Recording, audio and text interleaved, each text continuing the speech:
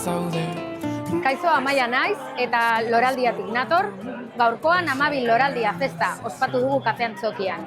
Lorazainentzat eta gure komunitatearentzat zuzendutako festa honetan, 2025ean zehar egindako lana gogoratu dugu, oso garrantzitsua delako ematen diren urratsak ere kontatzea eta komunikatzea, batez ere euskaldunontzat hain lan handia egiten dugunok urtean zehar eta merezi duela kontatzea hori be, eta aurkeztu dugu 2026ko Loraldia Festivalaren programazioa. Bi begi bi lore, beldurrik gabe. Festa bat ez da festa, ez badago musika. Eta gaurkoan Janus Lester gonbidatu dugu eta kontzertu zoragarria eta paregabea eskaini digu. Ongi dago, zu bazaude. Bi begi